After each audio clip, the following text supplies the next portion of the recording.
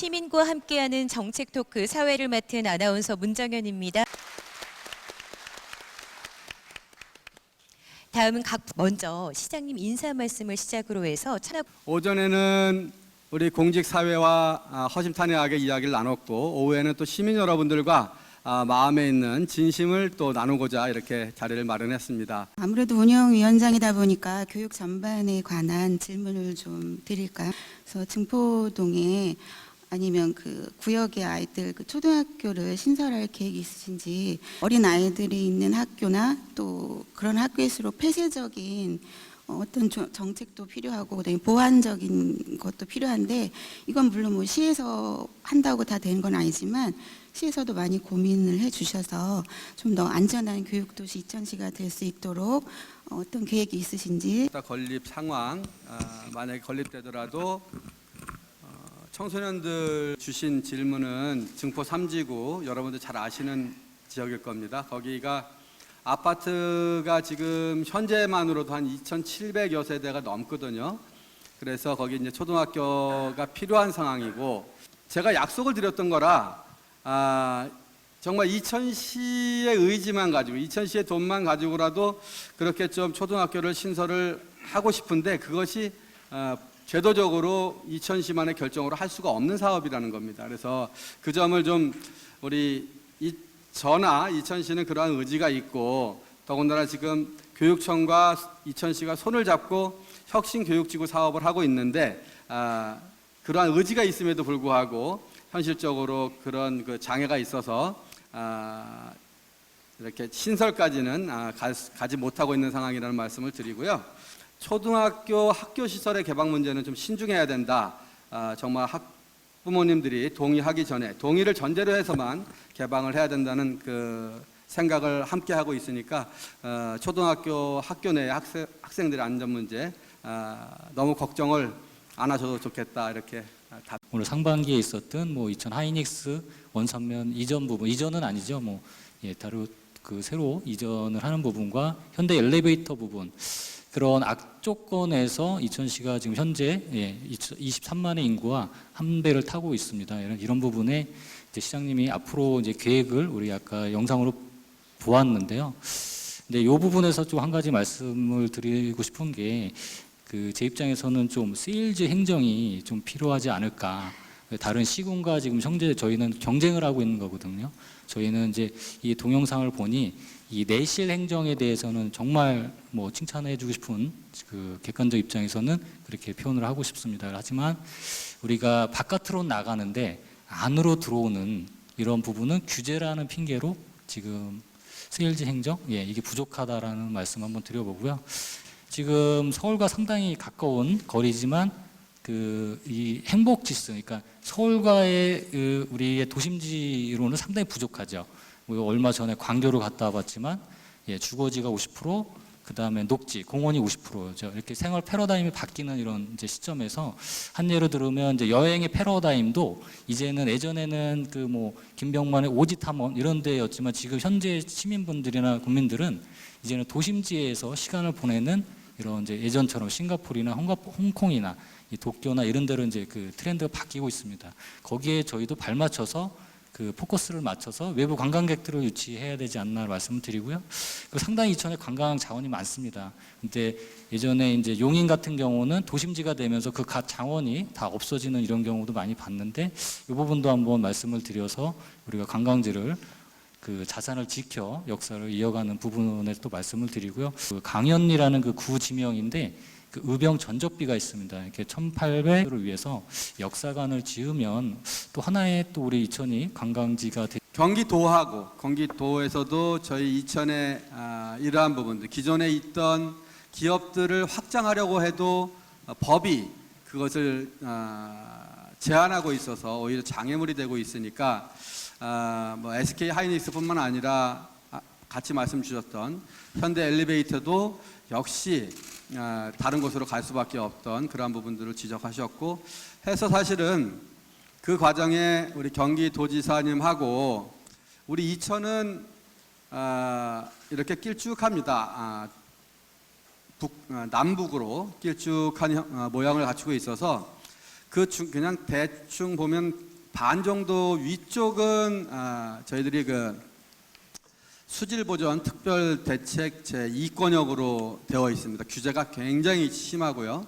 또 그 아래쪽은 그러한 대책 권역이 아닙니다. 다만 이천 전체가 자연 보전 권역으로 되어 있습니다. 자연 보전 권역이라는 용어는 이제 수도권 정비 계획법에서 나오는 용어인데, 그러면 수도권 정비 계획법상의 자연 보전 권역에 가해지는 모든 규제를 그 북쪽뿐만 아니라 남쪽까지 다 받고 있는 겁니다. 실제로는 팔당 상수원 물에 전혀 영향을 주지 않거나 아주 미미한 정도의 영향을 주고 있음에도 불구하고 북쪽과 남쪽의 규제 정도가 굉장히 거의 비슷한 정도여서 지사님한테는 그렇게 말씀을 드린 거죠. 남쪽 특별대책권역에 포함되지 않는 남쪽만큼은 자연보전권역에서 해제를 시켜서 성장관리권역으로 만들어만 준다면 뭐 새롭게 받는 걸 떠나서 기존의 현대엘리베이터처럼 정말 이천의 향토기업으로서 존재해오던 그 기업이 확장할 수 있는 그러한 조건이 되니까 숨통이 트이지 않겠냐. 그것이 안 되면 다른 데로 가니까 그것 좀 건의 좀 같이 좀 해달라고 해서 경기도가 우리 지사님 이름으로 해서 정부에다가 올려놓은 상태였죠. 다만 기업이라는 것이 그렇습니다. 사실 때를 놓치면 기업의 사활이 걸려 있는 문제라 현대 엘리베이터도 같이 제가 사장님을 뵙고 조금만 기다려 달라고 말씀드렸지만 그걸 기다리지 못하고 결국은 충주로 이전해야만 되는 그런 상황이 됐던 것이고요. 또 역시 SK 하이닉스 중심으로 한 반도체 클러스터도 우리 이천의 그러한 숙제, 법률 개정이라고 하는 그러한 숙제가 해결될 때까지 기다릴 수가 없어서 부득이 다른 지역으로 결정할 수밖에 없었는데, 사실 이참에 이렇게 말씀을 드리면 그게 바로 이제 옆 동네 용인시 원산면이라는 곳이거든요. 우리 이천하고는 딱 붙어 있습니다. 이 서쪽으로 마장 이쪽으로 붙어 있는데, 그러면서 이제 평택에서 부발로 오는 철도 계획이 아주 오래전부터 잡혀 있던 겁니다. 그런데 그거를 중앙정부에서 반도체 클러스터를 용인 쪽으로 원산면으로 잡다 보니까 그 부발로 오는 그 철도 선을 약간 오른쪽으로, 왼쪽이죠, 왼쪽. 서쪽 그리고 북쪽으로 좀 올려야만 되는 상황이 되었고, 그 부분을 경기도지사, 용인시장, 또 평택시장, 이천시장인 저, 그리고 안선시장까지 같이 만나서 그걸 좀 올려달라는 이야기를 벌써 이미 했고, 이천시로서는 그것에 동의하겠느냐고 물어봐서 사실 이미 정해놓은 거거든요. 그러면 저희는 이제 반도체 클러스터가 원삼에 세워지면 사실 일반 시민들 입장에서는 직장이 거기니까 안 갈 도리가 없습니다. 그런데 그곳에 살고 싶지는 않습니다. 해서 반도체 클러스터의 배후 도시가 꼭 필요하다는 이야기들이 많이 있었고, 저는 그래서 용인에 있는 그 반도체 클러스터에 다니는 그분들의 배후 도시로서 우리 마장면과 부발을 만들면 좋겠다. 그러면 사는 데는 마장과 부발에서 사시면서 용인 원산면으로 이렇게 출퇴근을 하면 저희로서는 그 정도면 아주 좋겠다 생각을 하고, 해서 이제 원삼을 거쳐서 부발로 오는데 마장역을 하나 해준다면 저희 이천시도 도장을 찍어주겠노라 그렇게 해가지고 도지사님하고 해서 그렇게 합의가 다 되어져서 공동 건의문을 중앙정부에 올려놓은 상태입니다. 지금 이천을 찾아오는 그 인원만으로도 사실은 충분하다. 그분들이 돈을 쓰게끔 하는 그러한 아이디어를 저희들 함께 고민하고 그렇게 했으면 좋겠다 생각을 하고, 물론 그것을 다 하고도 더 많은 관광객들이 온다면야 뭐 더더욱 좋겠죠. 해서 두 가지 일을 병행하려고 합니다. 다만 우선순위를 둔다면 이미 이천을 찾아오는 분들의 마음을 열고 지갑을 열게 해서 좀 지역 경제에 크게 도움이 되는 그러한 방향으로 설봉산 근린공원과 붕악공원 조성사업, 주차 문제 해결로부터 시작된 구만리뜰 공원 조성사업, 복하천 수변공원 조성 등 구도심 재생 사업이 어떻게 되어가는지 아마 이천 시민들께서 가장 또 궁금해하시고 또 일부에서는 또 재산권이 많이 또 걸려 있기 때문에 많이 또 궁금해하실 것 같아서 제가 이 질의를 좀 드리는 거로 이렇게 잡아봤습니다. 좀 어려우시겠지만 그 이천시 청사진이 어떻게 바뀌어 가는지 이천 시장님께서 좀 구체적으로 좀 답변을 해주시면 많이 좀 이해가 될 것 같습니다. 하루에 불법 주차 대수가 7,000대라고. 그러면 정식으로 주차시켜 놓은 거 외에 불법 주차만 해결하기 위해서도 7,000대를 세울 수 있는 주차 공간이 필요한 거거든요. 그러면 그 7,000대를 이천 시내 구도심에 어디다가 그걸 마련하겠습니까?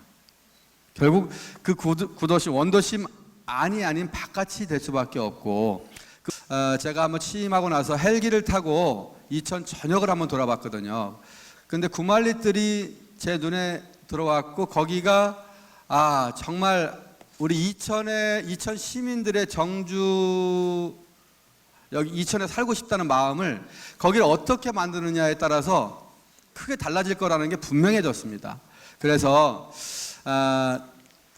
거기를 정말 멋진 공원으로 만들고 주차 공간도 활용하고 이렇게 하려고 했었는데, 이제 그러한 부분들이 시민들과 충분히 의견 수렴을 하고 진행된 것이 아니다 보니까 이제 지주분들이 이제 비대위를 구성을 하시고 거기에서 반대 의견을 내셔서 만나서 정말 술 한잔 하면서 말씀을 나눴습니다. 해서 그 비대위에서는 3분의 1 정도로 축소시켜서 진행을 해주면 충분히 협조를 하고 그렇게 할 테니까 일단 그렇게 진행을 해보자라고 해서 그것을 전폭적으로 받아들여서 3분의 1도 안 되는 그 규모로 해서 수변 공원을 좀 확장하는 형태로 이렇게 일을 추진하고 있는 거고요. 그러면 결국 애초에 계획대로 주차 공간, 주차 문제가 해결이 안 되니까 그거를 원도심으로 진입하는 동서남북 축에 좀 가급적 그 원도심에 가까운 곳에 외곽 주차장을 마련을 하고,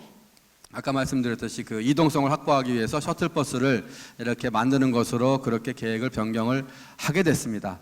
그리고 공원 일몰제와 관련해서는 정말 아주 큰 숙제가 있습니다. 솔직하게 고백을 하면 공원으로 예정되어 있는 게 지금 2020년 내년입니다. 6월 30일까지 사업 시행을 확정하지 않으면 다 풀어주고 지주들이 다 개발할 수 있는 그 공원이 2개 있습니다. 설봉공원과 부학공원입니다. 이 설봉공원은 이천 시민들이 그 많은 공원 중에서 가장 중요하게 여기고 가장 소중하게 여기는 공원입니다. 근데 제가 와서 취임해서 살펴보니까 이 공원을 이제 시기를 놓쳐서 시의 예산으로 사야만 되는 상황입니다. 사지 않으면 풀어줘야만 됩니다. 내년 6월 30일입니다. 그러면 어디까지가 공원 부지인가를 살펴봤더니 놀라겠습니다. 우리가 설봉산에 올라가면 반을 잘라서 우측은 공원 부지로 되어 있으니까 돈을 주고 사면은 우리 공원이 되는데, 좌측은 공원 부지가 아니어서 그게 대부분이 이제 통일재단 소유거든요. 통일재단에서 이거 팔 생각 없다 이래버리면 이건 아주 진짜 정말 난감한 숙제입니다. 그렇다고 시민 여러분들께서 그러면 뭐 어쩔 수 없지 이렇게 하시겠습니까? 시장이 노력을 안 했다고 하시겠죠. 시민들은 지금 가장 중요한 게 뭐냐면 설봉산을 온전히 우리가 늘 걷고 하는 그 전체를 시민들이 마음 놓고 자유롭게 이용할 수 있는 공원으로 확보해달라는 겁니다. 그런데 우리 숙제가 지금 말씀드리는 것처럼 통일재단이 그렇게 못해. 법으로 할 수 있는 것만 해 라고 하면 한 500억 정도 들여가지고 우측에 땅만 사서 시민 여러분 우측만 다니셔야 됩니다. 이렇게 해야 될 판입니다. 그럼 어떻게 하겠습니까? 저의 숙제는, 그래서 제가 조만간 바로 단판을 지으려고 합니다. 우리 시민들의 뜻이 그렇고, 만약에 아무리 토지주라고 해도 설봉산을 그렇게 하겠다고 하면 저는 시민 편을 들을 수밖에 없습니다. 통일재단에서 여러 가지 방식으로 개발하려고 해도 저는 동의를 할 수가 없습니다. 법적으로 재판에 가서 지더라도 저는 시민 편을 들을 수밖에 없습니다. 그러니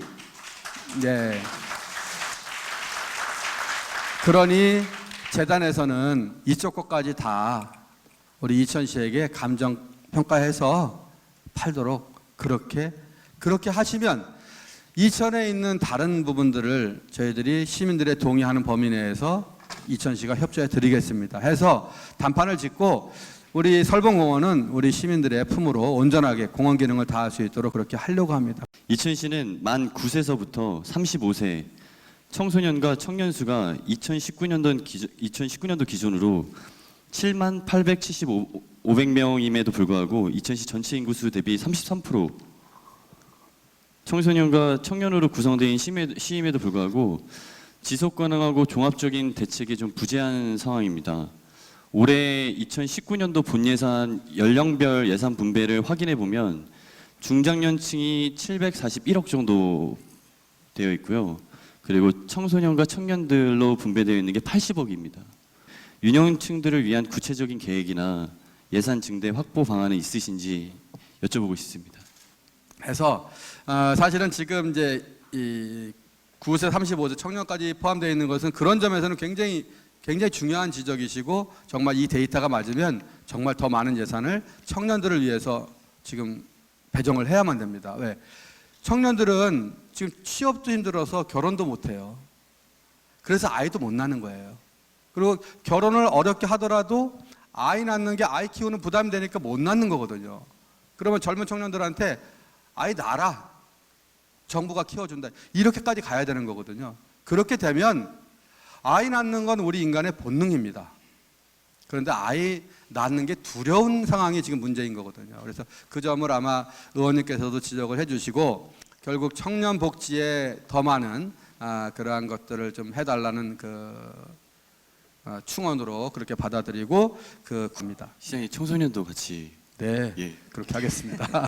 저는 이천시 둘레길 조성에 대한 시장님의 의견을 여쭙고 싶습니다. 네. 저도 이천 전체를 관통하는 그걸 좀 하고 싶어요.